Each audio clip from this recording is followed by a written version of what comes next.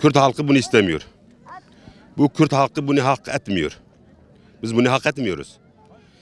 Millet onları milletvekili yapmadı mı kardeşim? Onları belediye vermedi mi? Onların ne istediği yani millet yapmadı mı? Ne yaptılar? Bize bombadan başka ne yaptılar? Yolumuzu mu yaptılar? Bize ne verdiler, ne şey yaptılar? Sadece bize bomba. Bir halk kalmıştı, halkı bombalamamıştı, onu da yapıyorlar. İşte bizim milletin mükafatı budur. Bu halkın mükafatı, bu halk da hala uyanmıyor. Ben ona çok üzülüyorum bir de.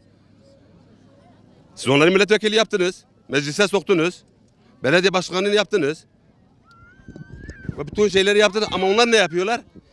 Sen o arada bomba patlatıyorsan bilmiyorsun orada Kürt halkı var, Kürt halkı var, ev var, millet var, çocuk var. Sen benim evimin dibinde bomba patlatırsa tabii ki bu halk ölür. Bu halk Kürt değil miydi? Sen Kürt hakkını nasıl savunuyorsun? Kürt'ü öldürerek mi hakkını savunuyorsun? Beni öldürerek sen benim hakkımı savunamazsın. PKK bunu Kürt halkı adına yapıyor. Kürt halkın adına yapıyorsun. Sen Kürt'ü öldürerek mi Kürt'ü kurtarıyor musun?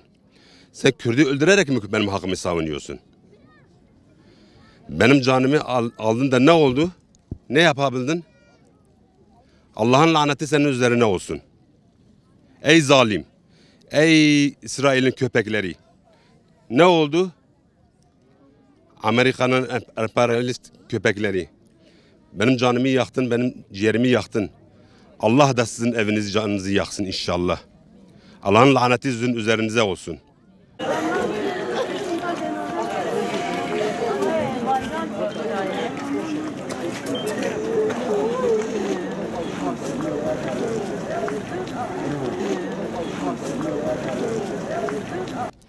Benim kızım masum ve mazlum bir kızdı.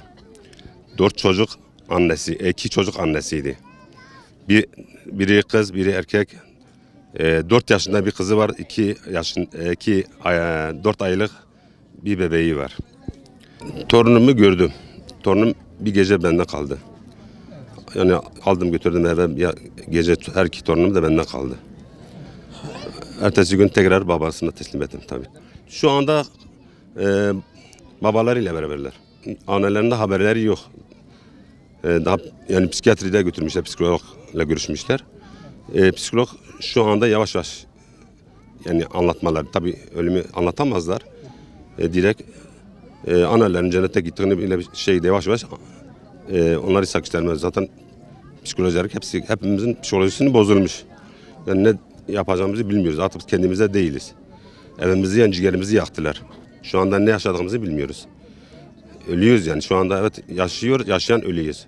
Ciğerimiz her gün yanıyor. O bir kere öldü yani gitti kendini kurtardı ama biz şu anda perişanız. O şehit oldu kızım. Allah'a hamdolsun tek bizi teselli eden şey şehadeti, şehit oldu.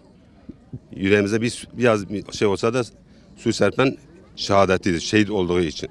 Benim kızım namazındaydı, niyazındaydı, Kur'an'ındaydı ve çok yardımsever bir insandı. Komşularından sorabilirsin, çevresinden ondan sonra kayınbabası herkes yani bütün aile, bizim hem aile hem bir taraf. Herkes ondan memnun, herkes ona duacı. Çok merhametli, çok vicdanlıydı. İnsanlara çok yardımcı oluyordu. Komşularına olsun, etrafına olsun herkese. Asla insanın kalbini kırmazdı. Yani biz ondan çok memnunduk. Allah'a hamdolsun. Babalık hakkımı ona halal ediyorum. Hoş helal olsun. Yani kötü yoldan şey olmamış. Allah'a hamdolsun. Şehit olmuş. Tek bizi özen bu alçakların şeyiyle şehit olduğu için bizi çok üzüyor. Bizi çok yıpratıyor. Yeni ev almıştılar. Yani bir 10 gün, 15 gün bir tam bilemiyoruz. 10-15 gün arasında yani bir ev aldı zavallı. Yeni yerleşti. Ve bu şey işte başlarına geldi. Yani tadını çıkaramadılar zavallılar. Evvel kiracıydılar. Fazla bu evi aldılar işte dedi kiradan belki rahat ederiz. Havaalanında güvenlikçiydi kendisi de. Maalesef bırakmadılar. Yani hayallerini yarım bıraktılar. Son olarak ne diyebilirim? Allah onları eğer hidayete layıksa hidayet etsin, hidayete layık değilsen Allah en büyük her şeyi sıfatıyla onları kahru perişan etsin. Allah onların da evine ateş düşürsün, onların da ciğeri yaksın. Benim ciğerim yandı, onların da yansın inşallah. Allah'tan tek temennim odur.